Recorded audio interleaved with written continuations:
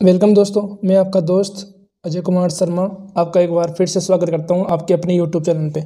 तो आज हम पढ़ेंगे हाइड्रोग्राफ के बारे में।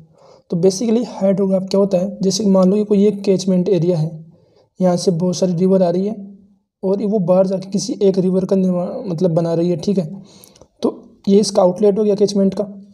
अब इसके किसी भी पॉइंट पे कितना पानी आ रहा है, यानी कितना डिस्चार्ज हो रहा है इस रिवर पे एक पर्टिकुलर टाइम पे, तो बस वही होता है hydrograph. Means it is a curve which show relation between discharge and time of any stream at a point. यहाँ पर स्ट्रीम मीन्स रिवर, ठीक है, एक ही बात है, स्ट्रीम और रिवर। तो किसी भी पॉइंट पे डिस्चार्ज और टाइम के बीच में जो रिलेशन होता है वही होता है अपना क्या, हाइड्रोग्राफ। अब इसकी शेप ऐसी क्यों होती है, इसको समझने से पहले अपन थोड़ा रन ऑफ के बारे में पढ़ते हैं। रन ऑफ क्या होता है, ठीक है। तो मैंने आपको जो अपना पहला लेक्चर था हाइड्रोलॉजिकल साइकिल, उसमें मैंने पढ़ाया था आपको रन ऑफ के बारे में। तो होता क्या है, यहाँ से रेनफॉल होती है, फिर जो कुछ वाटर होता है वो ग्राउंड वाटर, वो डायरेक्ट सरफेस रन ऑफ के थ्रू किसी स्ट्रीम या रिवर मिल जाता है। यानी कोई भी जो पानी होता है ग्राउंड पे वो जाके रिवर में मिलता है, उसी को अपन रन ऑफ बोलते हैं। और कुछ वाटर क्या होता है कि जस्ट थोड़ा सा ग्राउंड लेवल में जाता है, थोड़ी सी दूर पे, मान लो ये 2-4 सेंटीमीटर नीचे, और वो वहाँ से जाके धीरे धीरे होके यहाँ पर रिवर मिलता है, ठीक है, या स्ट्रीम मिलता है। तो उसको अपन बोलते हैं प्रॉम्प्ट इंटरफेस। और कुछ क्या होता है, वाटर थोड़ा एक लेवल पे बेस फ्लो पे जाके, यानी कुछ लेवल नीचे और बेस फ्लो पे जाके वो स्ट्रीम मिलता है, इसमें थोड़ा टाइम लगता है, ठीक है। और ये जो प्रॉम्प्ट इंटरफेस होता है ये थोड़ी कम टाइम में होता है, और सरफेस रन ऑफ ये बहुत कम टाइम, बहुत हाथों हाथ हो जाता है ये, तो इसे मान लो। अब अगर मैं बात करूँ रन ऑफ या फिर बोलो कि इफेक्टिव रेनफॉल, तो ये दो टाइप की होती है। एक तो होता है सरफेस रन ऑफ, ठीक है, और एक होता है सब सरफेस रन ऑफ। जो सरफेस पे होती है वो होती है अपनी क्या, रेनफॉल एक्सिस, ठीक है। अपने जो ये सरफेस से पानी जा रहा है उसको अपन बोलते हैं रेनफॉल एक्सिस, और जो ज़मीन के नीचे से पानी जाएगा इस रिवर में मिलेगा एक पॉइंट पे जाके, उसको अपन बोलते हैं सब सरफेस रन ऑफ। ये दो टाइप का होता है। अभी पढ़ा था हमने क्या, प्रॉम्प्ट इंटरफेस और बेस फ्लो, ठीक है दोस्तों। अब यहाँ पर हम इस रन ऑफ को दो अलग टाइप से बांट सकते हैं। कैसे, एक बोल सकते हैं अपन क्या, डायरेक्ट रन ऑफ। तो it is a part of run off that meets stream in some time, यानी रन ऑफ का ऐसा पार्ट जो स्ट्रीम में कुछ टाइम मिल जाए। तो कौन सा हो सकता है, एक तो सरफेस वाला जो हाथों हाथ मिल जाता है, और एक प्रॉम्प्ट इंटरफेस, ये भी थोड़ा कम टाइम में मिल जाता है क्योंकि जस्ट थोड़ा सा नीचे होता है ग्राउंड ये, तो ये भी कम टाइम मिल जाता है। अब अगर मैं बात करूँ तो जो प्रॉम्प्ट इंटरफेस की जो मात्रा होती है वो बहुत कम होती है ना सरफेस रन ऑफ के मुकाबले।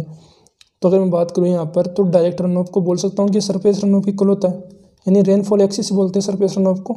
अभी जस्ट पहले बताया था मैंने आपको ना, यानी डायरेक्ट रन ऑफ यहाँ से बता सकता हूँ कि मैं सरफेस रन ऑफ के इक्वल ही होता है, ठीक है।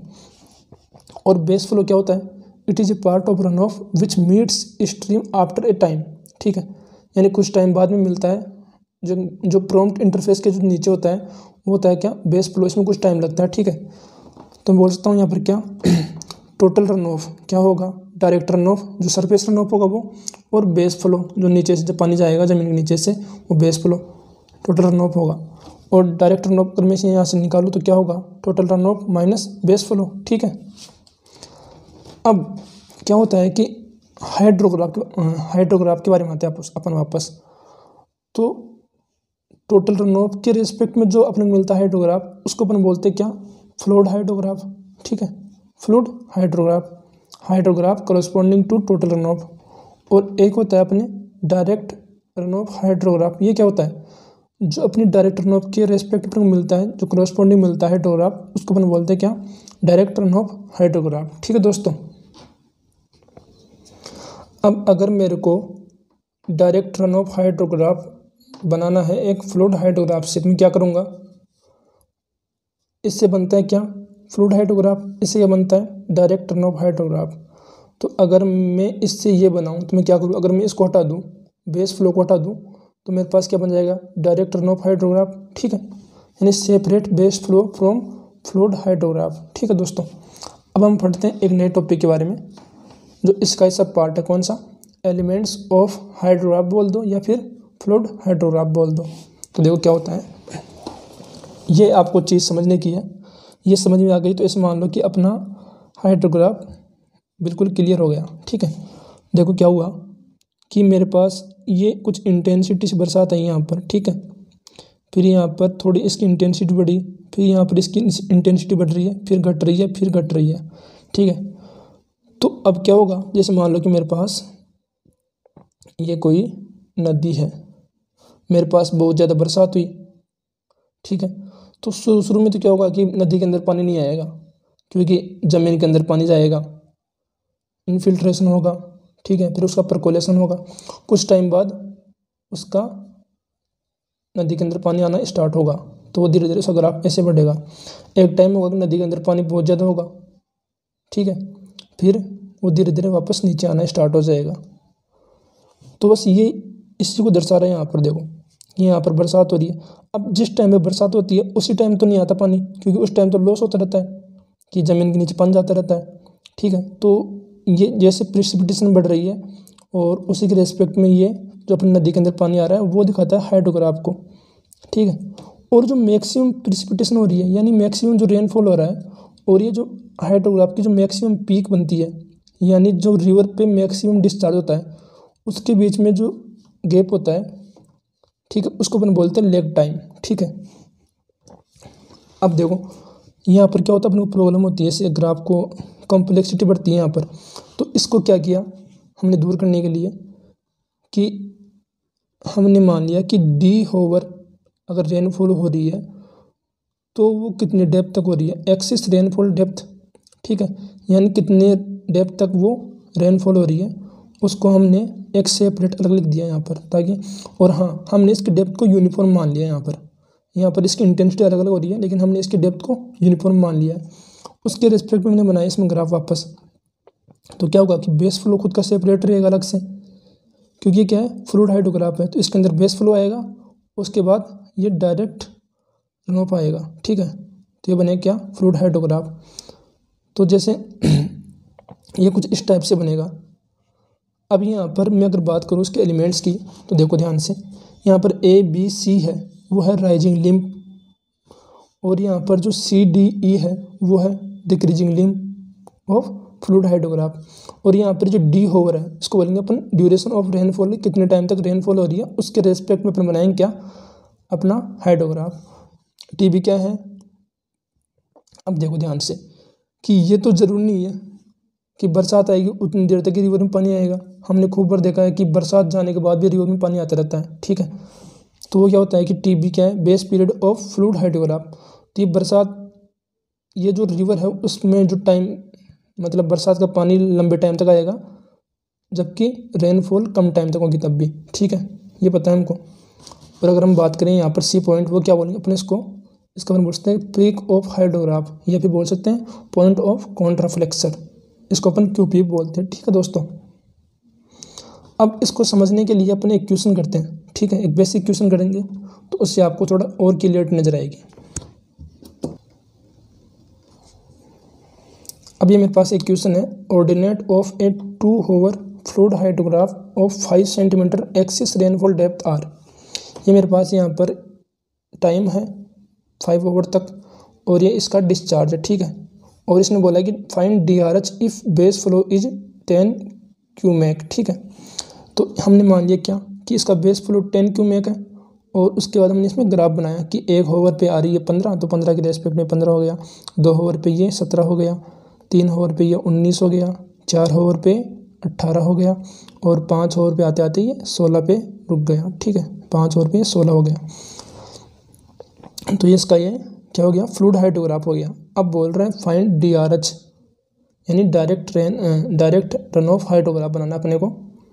तो अपन क्या करेंगे, मैंने बताया था अब क्या कि डायरेक्ट रन ऑफ बनाने के लिए हम फ्लूइड हाइड्रोग्राफ में से बेस फ्लो को हटा देते हैं। ठीक है, तो मैंने हटाऊंगा तो क्या करूँगा, इस 15 में से ये 10 घटाऊँगा, फिर 17 में से ये 10 घटाऊँगा, 19 में से 10 घटाऊँगा, 18 में से 10 घटाऊँगा, और 16 में से 10 घटाऊँगा। मैंने घटाया तो यहाँ पर आ गया 5, 7, 9, 8, 6, और ये यहाँ पर कुछ ऐसा बना।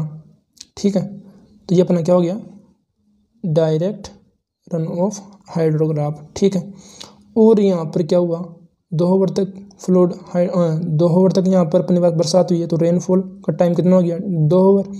और इसकी डेप्थ कितनी है, ऊपर दे रखी क्वेश्चन कितनी 5 सेंटीमीटर, तो यहाँ पर ये होगी 5 सेंटीमीटर। आसान सा क्वेश्चन था। अब देखो इफेक्टिव रेनफॉल हाइटोग्राफ, मैंने आपको लास्ट वीडियो में बताया था कि हाइटोग्राफ क्या होता है, इंटेंसिटी और टाइम के बीच में जो कर्व बनता है ना, जो ग्राफ बनता है बार डायग्राम, उसको अपन बोलते हैं क्या, हाइटोग्राफ। अब देखो ये मैंने कुछ बनाया ऐसा ना, हाइटोग्राफ बनाया। अब इसमें से मैंने ये इनिशियल लॉसेज हटा दिए यहाँ पर, है ना, ये यहाँ पर कुछ इनिशियल लॉसेज होंगे, वो किस में रूप में हो सकते हैं, इन्फिल्ट्रेशन के रूप में हो सकते हैं या इंटरसेप्शन में हो सकते हैं, ठीक है। ये कुछ टर्म में ये इन्फिल्ट्रेशन लॉसेज होते हैं, ठीक है, इनिशियल लॉसेज। अगर मैंने इनको हटाया तो ये कुछ ऐसा बना अपना, यानी ये थोड़ा नीचे नीचे शिफ्ट हो गया, नीचे शिफ्ट हो गया, तो ये इंटेंसिटी है, इधर टाइम है। अब मैंने आपको ये बताया था कि क्या, कि इनका जो एरिया होता है, क्या इनका जो एरिया होगा, इसका जो एरिया होगा वो किसको दिखाएगा, रन ऑफ को। इंटेंसिटी इनटू टाइम, इनका जो वो होगा एरिया, वो किसको दिखाएगा, रन ऑफ को। जैसे चेक कर लेते हैं, इंटेंसिटी क्या होती है mm पर होवर, इनटू टाइम क्या होगा होवर में, इनको कैंसिल किया तो क्या है मेरे पास mm, ये किस में होगा, रन ऑफ को दिखाएगा। अब अगर मैं रन ऑफ को कैचमेंट के एरिया से मल्टीप्लाई करता हूँ तो ये क्या आता है मेरे पास, वॉल्यूम ऑफ रन ऑफ, ठीक है दोस्तों। अब देखो ध्यान से, यहाँ से जो अपने क्वेश्चन बनेंगे जो गेट में आ सकते हैं, ठीक है। अब देखो ध्यान से, ये मेरे पास क्या है, यहाँ पर डिस्चार्ज, यहाँ पर क्या है टाइम, और ये क्या बना मेरे पास, एक डायरेक्ट हाइड्रोग्राफ बन गया, ठीक है, डायरेक्ट रन ऑफ हाइड्रोग्राफ बन गया। अगर मैं इसका वॉल्यूम निकालूँ तो क्या होगा, Q इंटू टी, तो Q इंटू टी क्या आ गया, volume of direct run of, ठीक है। अब देखो ये क्या है, वॉल्यूम ऑफ रन ऑफ, और ये क्या है, वॉल्यूम ऑफ रन ऑफ। तो इन दो का रिलेशन देके अपने को एग्जाम में बहुत बार क्वेश्चन आए हुए हैं ना, ठीक है। अभी हम क्वेश्चन भी करेंगे इस पे, गेट में जो क्वेश्चन आया हुआ वो हम क्वेश्चन करेंगे, तो आपकी थोड़ी और क्लियरिटी होगी। उससे पहले एक चीज़ और देखो आप, क्या कि रन ऑफ क्या होता है, अगर टोटल रेनफॉल हुई है, ठीक है, टोटल रेनफॉल हुई है अर्थ पे, अगर उसमें से हम लॉसेज हटा दें, ठीक है, तो क्या होगा, रन ऑफ होगा, ठीक है। वही तो होता है, लॉसेज में क्या क्या हो सकता है, इन्फिल्ट्रेशन हो सकता है या फिर इंटरसेप्शन हो सकता है, अपना जो परकोलेशन होता है, जो ज़मीन के नीचे पानी जाता है ग्राउंड लेवल पे, ग्राउंड वाटर टेबल पे, ठीक है, वो होता है परकोलेशन। अगर अपन उनको हटा दें तो देखो लॉसेज क्या होते हैं, ये 5T होते हैं, ठीक है। अभी आप इसको केवल एक बार याद रख लो, बाद में हम इसके बारे में पढ़ेंगे 5T कैसे होता है, ठीक है। तो रन ऑफ क्या होगा, टोटल रेनफॉल माइनस 5T, ठीक है। अब हम इस पे क्वेश्चन करते हैं जो गेट में आया हुआ क्वेश्चन है, ठीक है दोस्तों। तो अपना क्वेश्चन है, the direct run of hydrograph of A storm obtained from a catchment is triangular in shape and has a base period of 80 hours. The peak flow rate is 30 meter cube per second and catchment area is 86.4 kilometer square. The rainfall axis that has resulted the above hydrograph is. तो basically question बोल क्या रहा है, ये बोल रहा है कि ये मेरे पास एक हाइड्रोग्राफ है, ठीक है। यहाँ पर इसका क्यू हो गया डिस्चार्ज, यहाँ पर हो गया टाइम, ठीक है। अब ये बोल रहा है क्या कि कैचमेंट एरिया है वो एक ट्रायंगुलर शेप में है, तो ये ट्रायंगुलर शेप में है, ठीक है। और ये बोल रहा है कि इसका बेस पीरियड वो 80 होवर है, तो मैंने लिख दिया 80 होवर हो गया, ठीक है। और ये बोल रहा है कि इसका जो पीक है वो कितना है, पीक डिस्चार्ज कितना है 30 मीटर क्यूब पर सेकेंड, ठीक है। और ये क्या बोल रहा है आगे कि इसका जो कैचमेंट एरिया है, इसका कैचमेंट एरिया कितना है 86.4 किलोमीटर स्क्वायर, ठीक है। अब हम क्या करेंगे यहाँ पर, मेरे को एक चीज़ बताओ आप यहाँ से कि अगर इसका मैं एरिया निकालूँ, किसका, इंटेंसिटी इनटू टाइम, वो क्या होता है रन ऑफ, ठीक है। इंटेंसिटी इनटू टाइम क्या होता है रन ऑफ, और अगर इसको मैं कर दूँ कैचमेंट एरिया से मल्टीप्लाई, तो मेरे पास क्या हो जाएगा, volume of run of, clear. यानी इंटेंसिटी इनटू टाइम, ये क्या होता है रन ऑफ, हमने पढ़ा था हाइड्रोग्राफ में, वॉल्यूम ऑफ रन ऑफ के इक्वल हो गया, ठीक है। अब हम देखें ध्यान से यहाँ पर कि यहाँ पर इसका एरिया ऑफ DRH ये किसके इक्वल होता है बताओ। अगर इसका हम एरिया निकालें, एरिया ऑफ DRH, तो ये किसका इक्वल होगा, volume of direct run of या रन ऑफ बोल दो, ठीक है। तो अब हम यहाँ से निकालते हैं एरिया ऑफ DRH निकालते हैं, तो क्या होगा बताओ, 1/2 इंटू ये 80 इंटू 30। अब यहाँ पर मीटर के ऊपर सेकंड में है और ये होवर में है, तो सेकंड को अपन इसको होवर्स को सेकंड में चेंज करेंगे, क्या करेंगे 3600 से गुणा करेंगे, ठीक है। तो ये अपने पास कुछ भी आएगा, ठीक है। अब अगर मैं इसको AX के इक्वल रख दूँ, क्योंकि दोनों क्या है, ये AX क्या है, वॉल्यूम ऑफ रन ऑफ, और ये भी क्या है, वॉल्यूम ऑफ रन ऑफ, तो दोनों इक्वल होने चाहिए थे। तो AX इक्वल टू क्या होना चाहिए, 1/2 इंटू 80 इंटू 30 इंटू 3600। अब यहाँ पर ये A क्या है, एरिया ऑफ कैचमेंट, ये अपने को दिया हुआ एग्जाम में और क्वेश्चन में 86.4 किलोमीटर स्क्वायर, ठीक है, यानी 10⁶ metre square, into X equal to 1/2 into 80 into 30 into 3600। इसको जब मैंने सोल्व किया तो मेरे पास जो आंसर आया वो आया 5 सेंटीमीटर, ठीक है। यानी मेरे पास क्या आ गया, इसकी डेप्थ आ गई 5 सेंटीमीटर, ठीक है। तो अपना क्वेश्चन सॉल्व हो गया, आसान सा क्वेश्चन था और एक गेट में पूछा जा चुका है एक बार। तो ठीक है दोस्तों, मिलते हैं अगले वीडियो में। अगर आपको वीडियो पसंद आया हो तो इसको लाइक करना ना भूलें और चैनल को सब्सक्राइब करना भी ना भूलें। Thank you.